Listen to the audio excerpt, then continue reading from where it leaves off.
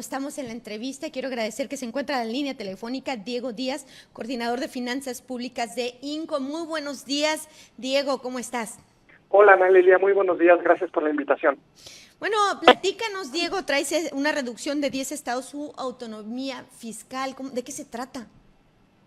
Claro, mira, nosotros en el INCO hicimos un análisis de qué tan independientes o qué tan autónomos son los estados en términos de, cuántos ingresos propios generan del total de ingresos que tienen. Estamos hablando de que en promedio las entidades federativas únicamente generaron el 15.5% de sus ingresos a partir de impuestos, derechos, contribuciones, ventas de bienes y servicios, de tal forma que la gran mayoría de sus recursos provino del gobierno federal. Estamos hablando del 81.2%, provino precisamente a través de transferencias como participaciones o aportaciones, y en este sentido, pues los estados vemos que tienen una capacidad limitada para hacer frente a cualquier contingencia que haga que estas transferencias se puedan reducir. Vemos, por ejemplo, que la Ciudad de México generó el 43% de sus ingresos por cuenta propia, que, nos habla de que es una entidad que tiene un arreglo fiscal distinto al del resto de las entidades federativas, pero aún así genera buena parte. Le sigue Chihuahua con el 25%, Quintana Roo con el 24%, y en cuarto lugar está Baja California con el 19% de sus ingresos generados a partir de cuenta propia, es decir, 1 de cada 5 pesos, lo cual nos habla de que, es una entidad que tiene una capacidad recaudatoria considerablemente mayor al del resto de las entidades federativas del país. O sea, que Baja California pudiera ser que es más autosustentable en sus finanzas. Exactamente, es menos vulnerable en este sentido frente a las transferencias del gobierno federal y también tiene más recursos que puede ejercer de manera libre, porque hay que recordar que buena parte de estas transferencias federales, por lo menos la mitad, está etiquetada, es decir, la federación dicta a qué se tiene que destinar, puede ser seguridad, educación, salud, etcétera, y si el gobierno del estado genera una quinta parte de sus ingresos, como es el caso, pues esos recursos los puede ejercer en lo que quiera y en este sentido puede atender de mejor manera las necesidades de la población. La importancia de ser independiente, sobre todo, no sé, si el gobierno federal, ojalá y no pase, este año quiere darte, 10 millones y el siguiente año te quiere recortar a 5 millones, no pueden hacer nada los estados. Digo, por eso deben de haber como autosustentabilidad financiera. Exactamente, sobre todo cuando consideramos que el gobierno federal da participaciones, aportaciones, pero también da subsidios y convenios. Y estos últimos son bastante discrecionales, es básicamente, depende de la buena voluntad del Ejecutivo y de su relación con el gobierno estatal. Y en este sentido, pues, si estos llegan a caer, es importante que los gobiernos estatales tengan cierto dinero, cierta capacidad recaudatoria, precisamente para poder atender este tipo de contingencias sin afectar la provisión de bienes y servicios para la población. Y de las 32 entidades federativas, platícanos, 10 únicamente pueden decir que tienen mejor sostenibilidad financiera.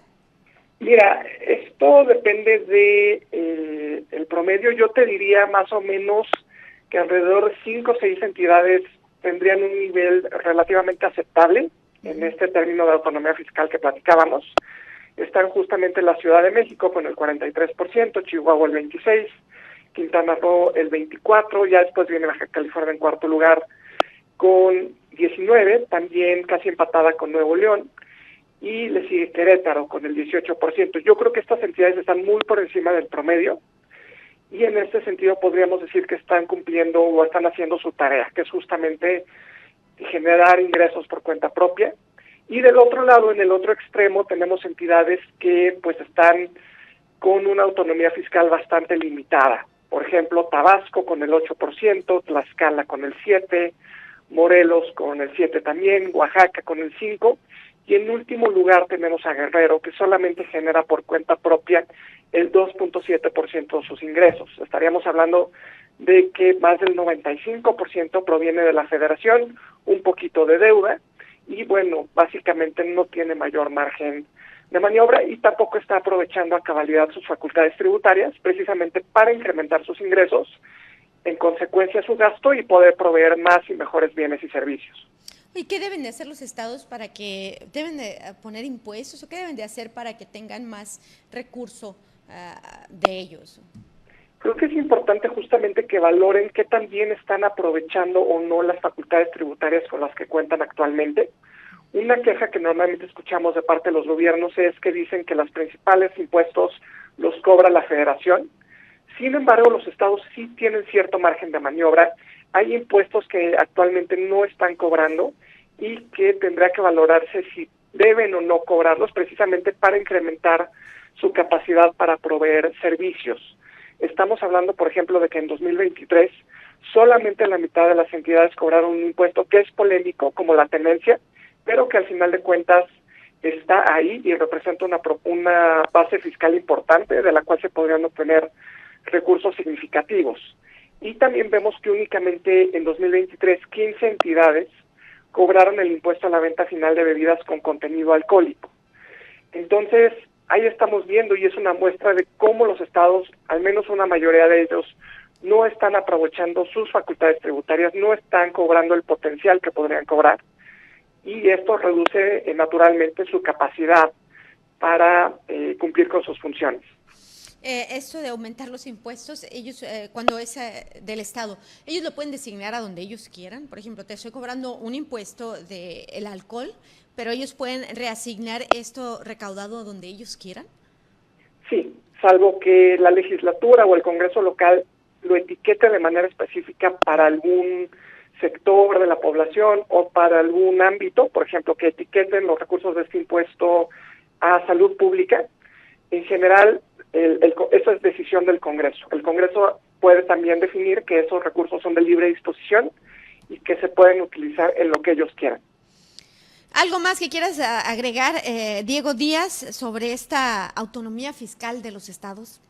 Pues justamente hacer énfasis en que los estados aprovechen sus facultades tributarias, que analicen realmente la conveniencia de cobrar más y mejor los impuestos disponibles, de tal forma que puedan incrementar sus recursos y en consecuencia los gastos bajo el supuesto de que estos se ejercerán de manera adecuada, ¿no? De manera eficiente, transparente, honrada, etcétera. Pero bajo ese supuesto creo que es importante ampliar esta base fiscal y porque al final de cuentas, si se ejercen de manera adecuada, se puede reflejar en una mejor y mayor calidad de vida de la población. Muy bien, agradecemos tu llamada, agradecemos que pues es importante, sobre todo para que los estados sean autosustentables, que no necesiten pues de la federación siempre para poder realizar obras o para poder realizar mejoras en nuestras comunidades. Es importante lo que nos comenta Diego Díaz, coordinador de Finanzas Públicas de INCO. Muchísimas gracias por atender nuestra llamada. Al contrario, gracias a ti, Ana Lilia. Que tengas excelente día.